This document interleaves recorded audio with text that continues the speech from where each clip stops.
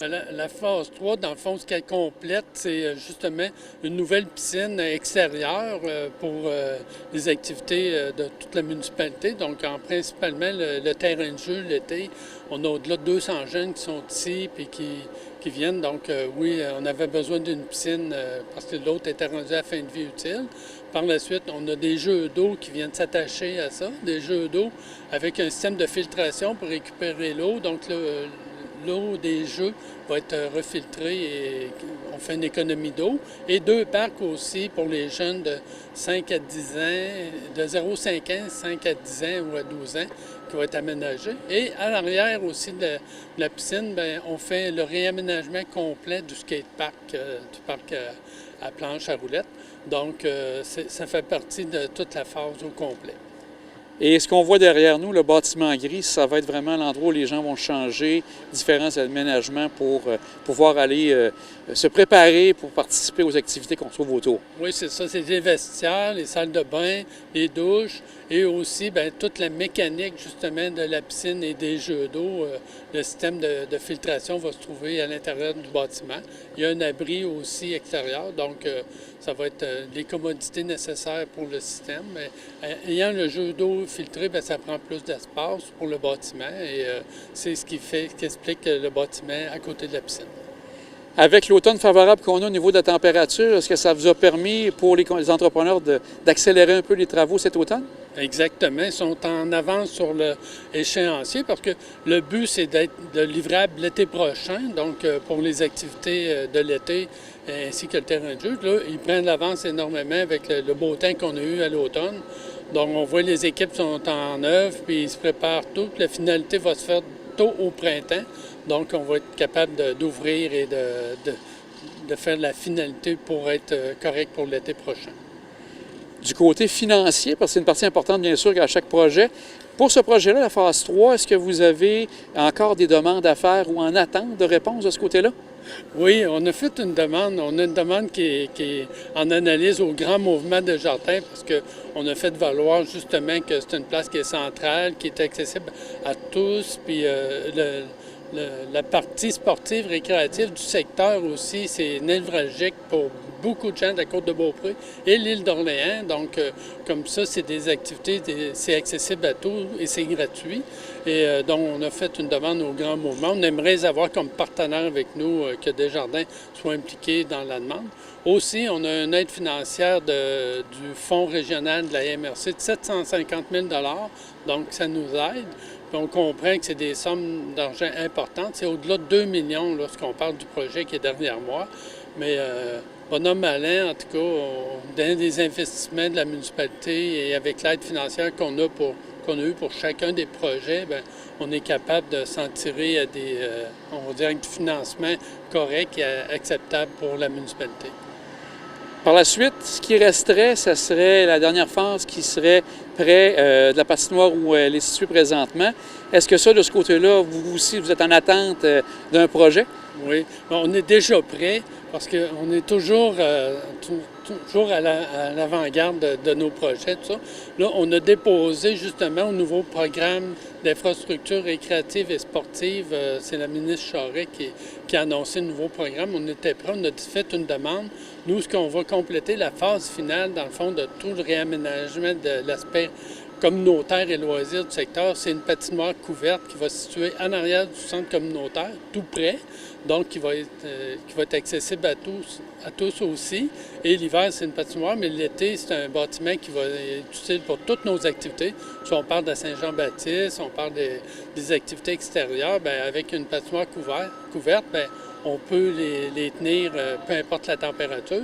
Donc, on est rendu là.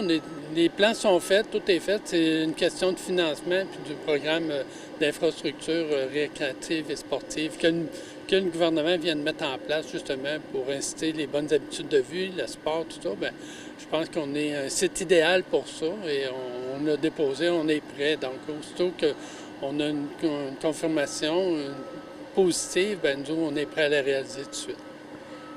On regarde du côté du centre communautaire, donc ça a répondu à un besoin. Donc les gens, les différents groupes communautaires sont sûrement contents de ce nouvel investissement et de ce nouveau bâtiment. Ah oui, oui. Écoute, les gens sont contents. La FADOC est content.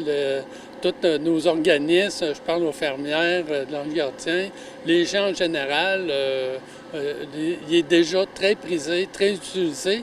On a de la misère justement à gérer les demandes puis d'arriver parce que faut comprendre que c'est un nouveau bâtiment. Il y a quand même de la technologie au niveau de la mécanique, au niveau de l'entretien du bâtiment. Donc, il est en rodage pour un an, fait qu'on fait du mieux qu'on peut. Puis on essaie de suffire à la demande, mais la demande est plus élevée que le bâtiment est capable d'en prendre. Bon, c'est un heureux problème, mais il ne faut pas oublier l'objectif numéro un, c'est un centre communautaire pour la population. Donc, on veut l'utiliser de cette façon-là. Je vous dirais que les gens de la FADOC sont très heureux de leur nouveau local qui est situé en avant, en haut. Là. Donc, ils viennent tous les mercredis, c'est les parties de cartes, ils font d'autres activités. Puis on est content qu'ils l'utilisent parce que c'est le but de notre centre communautaire. Donc, les travaux, c'est une grosse partie pour cet automne pour vous et ce printemps. Pour la municipalité de Lange-Gardien, est-ce qu'il y a d'autres éléments que vous retenez pour cet automne qui sont à retenir pour la population, pour les gens de Lange-Gardien ou aussi pour la Côte-de-Beaupré, où actuellement, on est assez avancé dans les différents dossiers? Écoute, mais mis à part le secteur du centre communautaire puis de la piscine, on a fait d'autres travaux majeurs dans le chemin Lucien-Lefrançois aussi. On a eu des travaux pour au-delà de près de 2 millions de dollars, justement, de la réfection, des ponceaux changés. Il y a des places où on dit un ponceau, mais c'est quasiment, je veux dire, comment je dirais bien ça? C'est quasiment un viaduc, c'était majeur comme infrastructure. Le pavage, tout ça, réaménagement. Là aussi, on a profité pour commencer un aménagement de pistes cyclables parce que c'est un secteur, le chemin Lucien-Lefrançois, c'est un secteur qui a de plus en plus de jeunes. Il y a du développement dans ce secteur-là, donc on trouvait que c'était important. Donc on a fait sur 2 km là, une piste cyclable, puis on va y aller par phase, mais le but, ça va être secteur aussi qu'il y ait une piste cyclable ou une place sécuritaire pour marcher et pour ce secteur-là. Ça, c'était assez majeur. On a d'autres infrastructures qu'on a renouvelées, que les gens ne voient pas nécessairement, mais que c'est des bons montants d'argent. On parle de système de poste de pompage, de pression d'eau. Donc, c'est de tenir notre inventaire d'équipements municipaux à jour et en santé, dans le fond. C'est ce qu'on fait. Donc, c'est tout ça qu'on a fait pendant l'été, pendant la période de travaux. Puis, bien, c'est sûr que lorsqu'on a on parle des actifs municipaux, bien, il faut les garder en bon état et s'en occuper. Donc, ça aussi, on est soucieux là-dessus. On travaille beaucoup pour conserver ce qu'on a. Pour une bonne gestion de la municipalité. On en profite toujours pour se parler aussi des dossiers qui touchent la MRC. J'ai vu que dernièrement, vous avez eu une journée de réflexion stratégique pour définir une vision régionale pour la MRC. Est-ce qu'il y a déjà des éléments qui ont ressorti ou là, vous êtes dans les débuts de ces discussions? Bien, on a eu une bonne discussion. On appelle ça un lac à l'épaule. Toutes les maires ont été accompagnés de nos fonctionnaires. Donc, c'est pour être sûr de donner notre vision régionale, parce que le rôle de la MRC, c'est le développement économique, c'est tout l'aménagement du territoire et les ententes on va dire les ententes qu'on peut mettre intermunicipales ensemble. Donc, on s'est donné justement, on s'est assuré qu'on était tous sur la même longueur d'onde. Je ne vous cacherai pas qu'on a parlé assez grandement de la situation du Mont-Saint-Anne, puis où on se positionne là-dedans en tant que MRC. Puis on dit un gouvernement de proximité, là, bien, nous, on va faire valoir notre point de vue au gouvernement du Québec. Un gouvernement de proximité, c'est nous, c'est notre territoire. Donc, on veut travailler en collaboration avec tout le monde. C'était un gros sujet qu'on a emmené. On a d'autres sujets aussi de développement économique qui s'en viennent. On a des opportunités extraordinaires sur notre territoire. Puis, il faut s'assurer de bien les saisir et qu'on soit tous au même niveau, justement, dans les projets qui sont à venir. On pourra reparler plus tard, mais quand même, je disais, avec le potentiel de la Côte-de-Beaupré qu'on a, avec tout le territoire qui est extraordinaire, on fait l'envie de bien d'autres MRC au Québec. Il faut qu'on soit choyé, on est choyé, mais il faut qu'on soit conscient de la chance qu'on a de notre territoire avec le fleuve, les montagnes. En période d'automne, c'est extraordinaire les paysages qu'on a chez nous. Donc, on a ça qu'on a mis, on s'est fait une bonne mise à jour, on s'est entendu, puis on est sur tous les sujets qu'on a discutés, là, on est unanime. Là. Vous allez voir dans les prochains jours, là, on va faire des sorties, on va rendre compte à la population de notre vision commune qu'on a. Puis, c'est agréable de voir qu'on travaille tous dans le même sens, on met tous l'épaule à la roue, puis on a une belle unité régionale.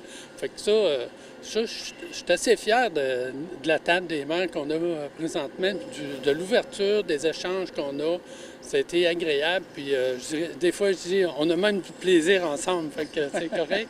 mais c'est quand même très positif pour notre région, puis on sent que tout le monde travaille, tout le monde se sent impliqué, et on a une bonne collaboration. Donc, on n'est pas parfait, je dirais pas ça, mais on se rapproche.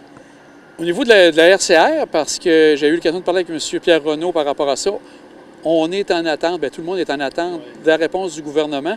Est-ce que là, ça semble se débloquer pour éventuellement une réponse? Parce que la saison est presque à nos portes. Là. Oui. Là-dessus, nous, on est aux aguets, puis ça fait, comme je vous disais tout à l'heure, ça fait partie de nos réflexions, mais là, ça fait partie de nos discussions aussi avec le gouvernement du Québec, parce qu'on est clair avec eux qu'on fait partie de la solution en tant que région, la MRC, les élus. On veut être impliqués, puis on veut être partie prenante de tout ce qui va se passer en ce qui concerne la montagne, le rang Saint-Julien, Saint-Fériol, le ski de fond, tout. On veut vraiment que ça soit justement, qu'on soit dans le coup et que ce ne soit pas les autres qui décident à notre place. Parce qu'on ramène tout le temps le gouvernement de proximité. On a eu des pouvoirs, les MRC, les élus, les municipalités. Donc, bien, c'est le temps de prouver que, justement, on est capable de les assumer et de les faire. Je vais vous faire sourire avec le prochain sujet. La résurrection du troisième lien, on s'en était parlé, de voir que ça changeait, ça a amené de la déception ici pour les MRC autour de Québec. Est-ce que là, vous voyez quelque chose qui peut être intéressant ou on est vraiment au début embryonnaire de cette résurrection, on pourrait dire, du troisième lien? Écoute, en ce qui me concerne, là, ça ne pouvait pas être un projet qu'on mette de côté et qu'on dise ça se peut pas parce que ça date tellement de plusieurs années, puis c'est un projet à long terme, puis c'est une vision à long terme. Puis c'est pas seulement, ça, c'est un projet vraiment pour l'Est du Québec, hein, c'est pas pour la Ville de Québec, c'est pour l'Est du Québec, dont on fait partie.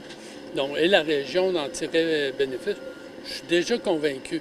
Mais la façon que, la position qu'on a prise, nous autres, au niveau de la MRC, c'est que oui, on est d'accord pour un troisième lien, on est d'accord pour un troisième lien à l'Est, puis on veut être consulté, puis on peut donner notre idée. Tant qu'à la réalisation de la façon qu'ils vont le réaliser, bien, ça serait le fun que ça soit quelque chose qui serait possible, hein? Pas dans l'imaginaire, mais quelque chose de réaliste. Il y a les coûts, on comprend tout ça, mais je veux dire, avec la région, puis tout le développement, puis l'accessibilité qu'on a besoin, on parle de transport lourd, on parle de transport collectif, bien, ça doit faire partie des réflexions et des solutions pour rejoindre les deux rives. Depuis cette entrevue réalisée le 12 octobre, le dossier du Mont-Sainte-Anne a fait de nouveau jaser.